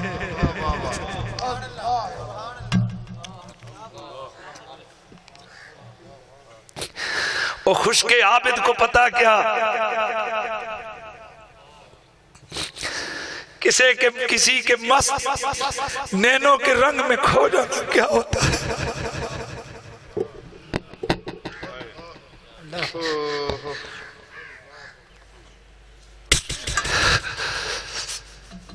بہرحال نہ بچا بچا کے تو رکھ سے, تیرا آئینہ ہے وہ آئینہ جو شکستہ ہو تو عزیز تر ہے نگاہ آئینہ ساز میں. جب کسی مرشد کامل کا صحبت ملی, درد مل گیا, اب پھر جب گیا نا, اب کوٹھے نہیں ڈھونڈ رہا تھا, اب کوٹھے والوں کو ڈھونڈ رہا تھا. سمجھ آ گئی؟ ایک ہے کوٹھوں کے لیے بندہ کام کرے اور ایک ہے مالکوں کے لیے کام کرے. تو میرے رسول نے مالکوں کی قربت کے لیے جو رستہ اختیار کروانے کے لیے بتایا ہے, وہ راہ تو حسنین کریمین ہے, وہ راہ تو سیدہ زہرا کا پیار ہے, وہ راہ تو اہل بیت ہے.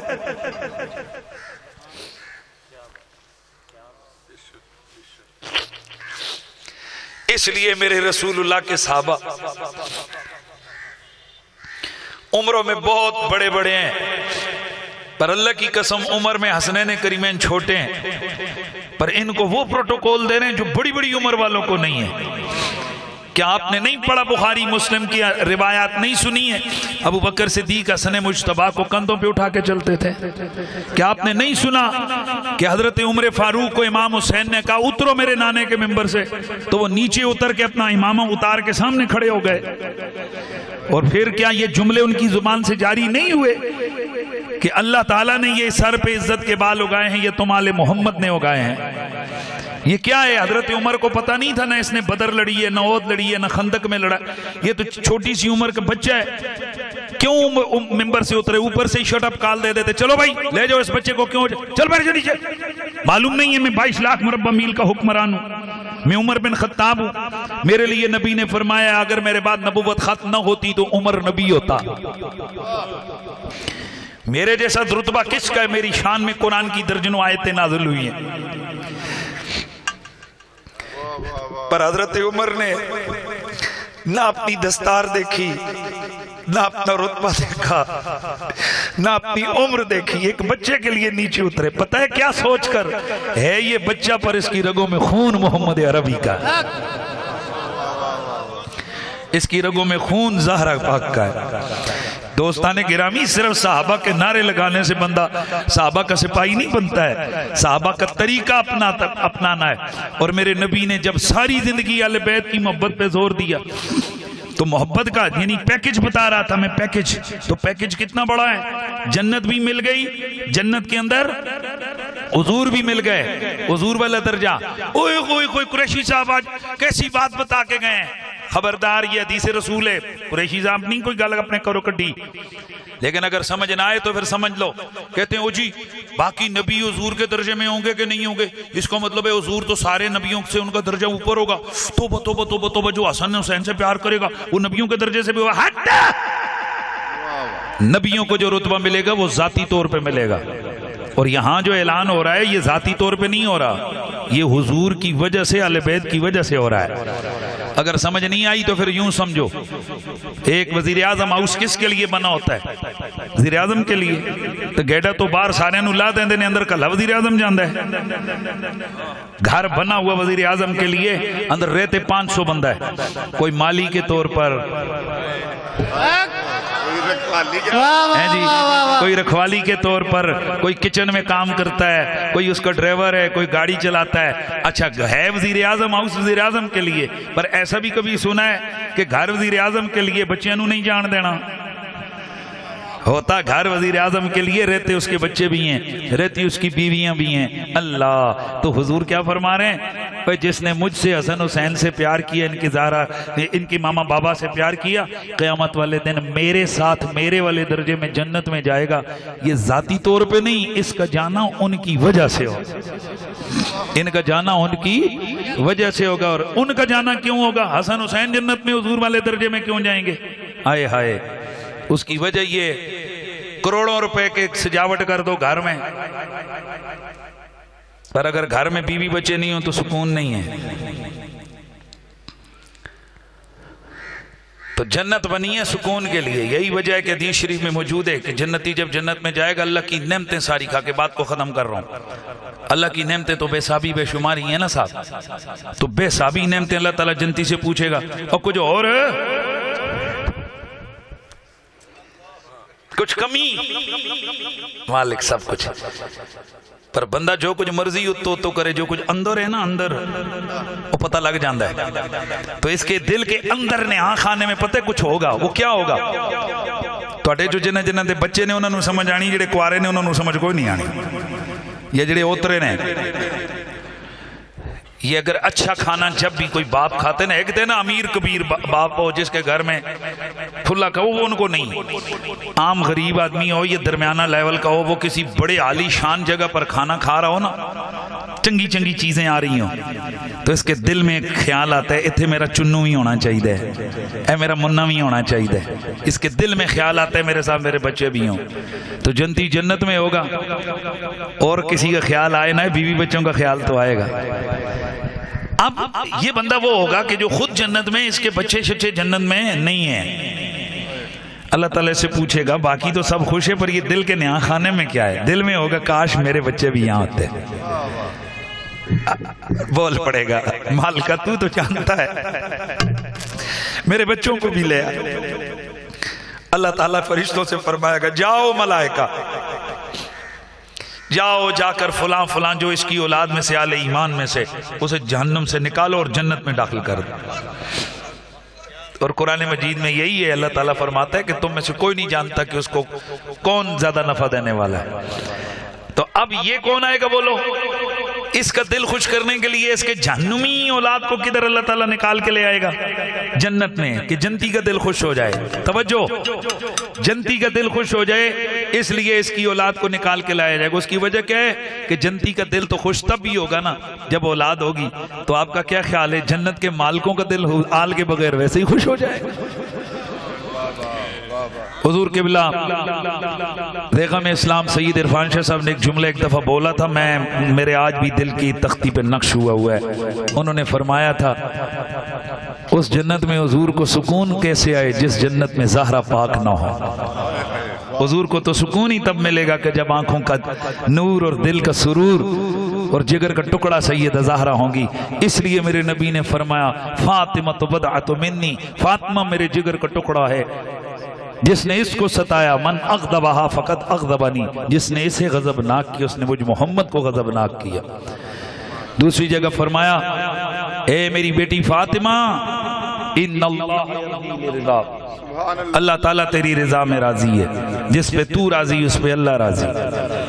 اس لیے علماء فرماتے ہیں اللہ کو راضی اور خوش کرنے کا سب سے آسان راستہ حضور کی ذات ہے، اور حضور کو خوش کرنے کا سب سے آسان راستہ فاطمہ زہرا کی ذات ہے۔ اس لیے ہم سارے سنی لوگ ہیں، ہم اعلیٰ حضرت کی فکر والے، ہم حضور سے بھی پیار کرتے ہیں، حضور کے بچوں سے بھی پیار کرتے ہیں۔ اس لیے یہ آج کل عجیب و غریب یہ کیلکولیٹر والی کمپنی ہمارے متھے لگ گئی ہے۔ تھوڑی دیر شروع کر دو علی علی کر دو تو ان کے کان ویسے ہی کھڑے ہو جاتے، کنا جو دھواں نکلا پہ جانا ہے۔ صحابہ کدھر گئے؟ صحابہ کدھر گئے؟ اور چبل صحابہ اور آل کا مقابلہ کب سے ہونے لگا؟ 11ویں والے دن تم غوث پاک کا ذکر کرتے ہو، باقی ولی کدھر گئے؟ کہتے ہو باقی ولیوں کو اور غوث پاک کا کوئی مقابلہ تھوڑا ہے، اسی طرح صحابہ اور آل کا مقابلہ تھوڑا ہے۔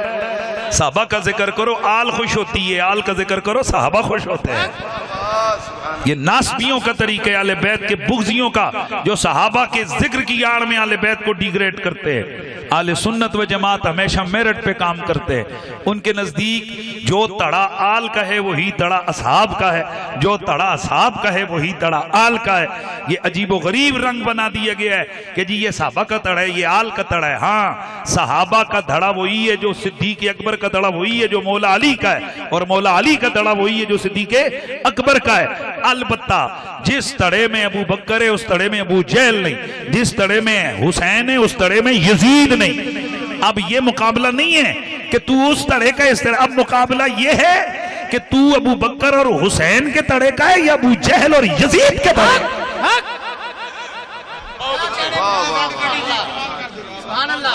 اس لیے ہمارے تو بچے بچے بولیں گے، بلکہ میں تو کہا کرتا ہوں ہمارے تو جنازے بھی بولیں گے انشاءاللہ، ہمارے تو جنازے بھی بولیں گے کہ یہ دل بھی حسینی ہے،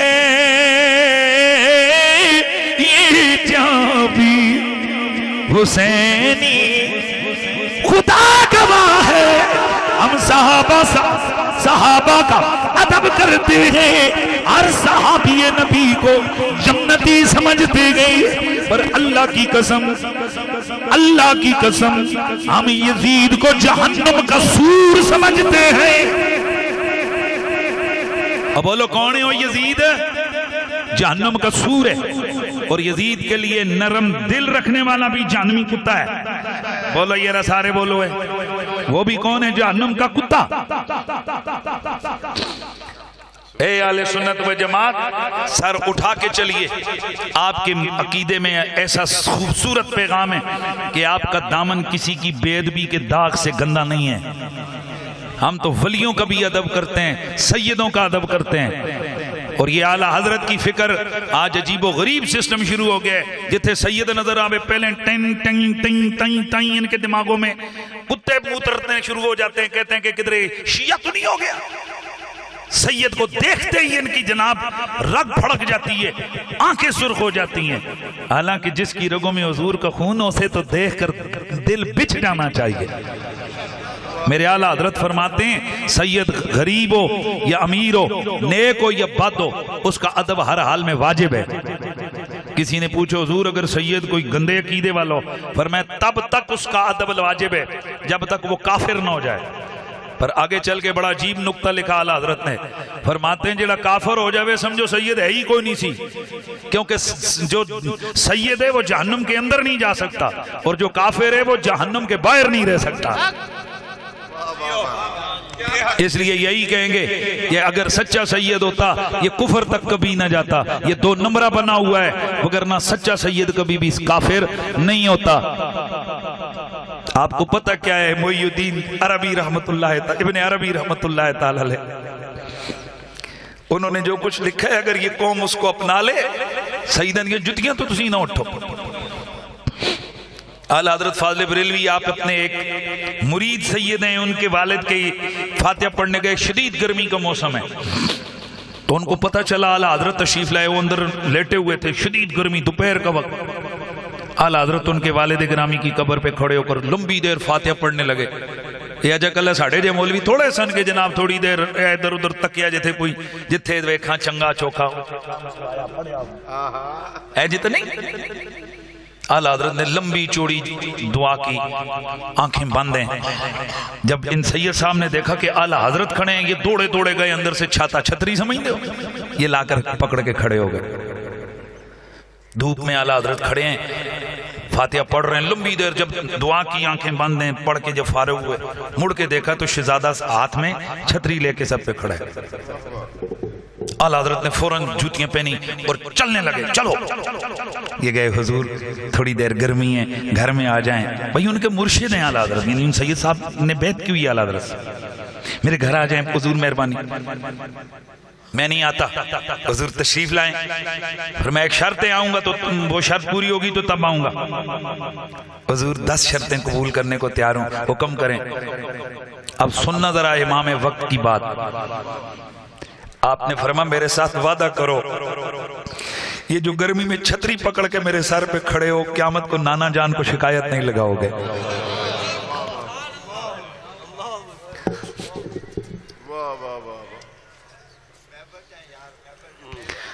دوستان گرامی، یہ ہمارے بزرگ، سادات کا ادب واجب ہے۔ ہمارے بزرگوں نے تو ہمیں ادب کر کے دکھائے عملاً۔ ایک اللہ کے ولی ہیں، بکوٹ شریف ایک بہت بڑا آستان ہے، خواجہ فقیر اللہ بکوٹی، بات ختم کر رہا ہوں۔ جن لوگوں نے ہزارے کا وہ پہاڑی علاقوں کا سفر کیے ہوئے ان کو معلوم ہے کہ وہاں کٹھے ہوتے ہیں، کٹھا سمجھتے ہیں، یہ چھوٹی چھوٹی نا آبشاریں بہتی ہیں، پھر آگے پانی ہوتا ہے، اور جب بارش وغیرہ ہوتی ہے تو وہ نالے ہوتے ہیں بڑے، تو اب ان میں پل شل نہیں ہوتے گزرنے کے لیے، کوئی ایک آدھ پتھر ہوتا ہے جس پہ پاؤں رکھ کے ایسے سے پاؤں رکھ کے چلتے ہیں اور پار ہو جاتے ہیں۔ سردی کا موسم ہے، بارش لگی ہے، برف باری ہے، آگے آگے ایک سید صاحب چل رہے ہیں، پیچھے پیچھے خواجہ فقیر اللہ بکوٹی۔ جیسے ہی کٹھے سے گزرے اچانک فقیر اللہ بکوٹی رحمت اللہ تعالی علیہ اس ٹھنڈے پانی میں، برف کے موسم میں، بارش میں، کٹھے کے پانی کے اندر مریدوں نے نکالا، چھوٹی سی بات نہیں ہے، مریدوں نے نکال کے لائے بات۔ حضور پاؤں پھسل گیا تھا، فرمایا نا بیلیو نا، کیا ہوا؟ فرمایا آگے آگے سید صاحب چل رہے تھے، انہوں نے جس پتھر پہ پاؤں رکھا میں وہاں رکھنے لگا تھا، خیال آیا کہ سید کے قدموں کے نشان کو پامال کر رہا ہے، قیامت کو حضور کو کیا منہ دکھائے گا؟ کہتے ہیں یہ سوچ کر میں نے اپنا پاؤں پانی میں رکھا اور میں گر گیا۔ یہ ہیں بزرگان دین، یہ ہیں اللہ کے ولی اور یہ ان کے عقیدے۔ سادات کے شجرے نہ چیک کرو، سادات کے ساتھ بغض نہ رکھو، سیدوں کا بغض زارا پاک کا دل دکھاتا ہے۔ آج بھی جب ہمارا عقیدہ ہے کہ میرے تیرے عمل کو غوث پاک تک پہنچتا ہے تو سیدہ زارا تک عمل نہیں پہنچتا، لہذا حضور کی اولاد سمجھ کے سادات کا ادب کریں، اور سادات کو چاہیے کہ وہ 2 چیزوں کا خیال کریں، ایک کہ حضور کی امتی ہیں اور دوسرا وہ حضور کی اولاد ہے، سیدہ زارا پاک کی اولاد ہیں، اور وہ یہ زیادہ فکر کریں کہ کہیں سیدہ پاک نے اتنا پوچھ لیا پتر میرا ہو کے کرنا کہہ رہے ہیں، ان سے تو ڈبل پوچھ ہونے والی ہے۔ تو یہ سادات کے لیے، لیکن مالکاں دے کام مالک ہوندے نے، نوکر ہوندے نے۔ بس تقریر مکمل ہو گئی۔ شیخ القرآن مولانا عبدالغفور ہزاروی رحمت اللہ تعالیٰ فرمایا کرتے تھے، پتر دعا کرو قیامت والے دن کسی دا اعلان ہوئے گا، کسی کے اعلان ہوگا یہ فلاں نمازی ہے، فلاں مفسر ہے، فلاں دعا کرو جدو ساڈی واری آوے تے اعلان ہوئے سیدہ دا میراثی آ جاوے۔ دعا کرو بھائی زندگی گزرے تے سیدہ دے مراسی بن کے گزاریے، آل رسول دے مراسی بن کے زندگی گزار دئیے۔ پتہ نہیں کنے دن باقی نے۔ آج میرا وجدان کہہ رہا ہے کہ رانا صاحب کے صاحبان کے والدین مرحومین ان کے ایصال ثواب کی محفل میں میرے رسول کے شہزادوں کا ذکر ہوا ہے، سیدہ پاک کا ذکر ہوا ہے۔ سیدہ پاک کے ذکر کے صدقے اللہ ان کی والدہ کی مغفرت فرمائے، اور حسنین کریمین کے ذکر کے صدقے اللہ تعالیٰ ان کے والد کی مغفرت فرمائے۔ تو میرے نبی کے بارے اللہ کیا کہتے ہیں، جو میرا نبی دے دے لے لو، جس سے روکے رک جاؤ۔ تو نبی نے سب سے زیادہ زور کس پہ دیا؟ بس مکمل گفٹنگ کی بات کر رہا تھا نا، یعنی پیکج، لیکن دعا ڈنڈے والے پاسے آ جاؤ۔ حضور نے فرمایا جس نے جو اس حال میں مرا کہ اس کے دل میں میری آل کا بغض تھا، حشرہ اللہ یوم القیامت یہودیہ، اللہ قیامت والے دن اس کو یہودی کر کے کھڑا کرے گا۔ کیا کر کے؟ یہودی کر کے۔ مطلب زندہ ہونے یہودیاں نالوں انہیں اس پاسے آنا ہی کوئی نہیں، انہیں جانا ہی ہوتا ہے۔ اللہ اکبر۔ اب آپ کہیں گے یہودیوں کے بجائے کسی اور کمپنی کا نام کیوں نہیں ہے؟ اس کی وجہ یہ کہ مولا علی سے سب سے زیادہ بغض یہودی رکھتے ہیں۔ دو کمپنیاں مولا علی سے بڑا بغض رکھتی ہیں، ایک یہودی اور دوسرا منافق۔ اور اہل سنت و جماعت ہمارے دلوں میں صدیق اکبر کا پیار بھی ہے، فاروق اعظم کا پیار بھی ہے، حضور کے ہر صحابی کا ادب بھی ہے، اور رسول اللہ کی آل تو بس آل ہے۔ ہیں جی، اللہ تعالیٰ سے دعائے اللہ تعالیٰ میری اور آپ کی حاضری قبول فرمائے۔ 5 وقت کی نماز یہ ضروری ہے، میں نماز پڑھایا، میں اجازت چاہوں گا، باقی جیسے اعلان ہوتا ہے اس کے مطابق آپ عمل کیجئے۔ نماز بڑا ضروری ہے، نماز کے بغیر کام نہیں بننے والا۔ اللہ تعالیٰ ہم سب کی حاضری قبول فرمائے۔ والسلام علیکم ورحمۃ اللہ۔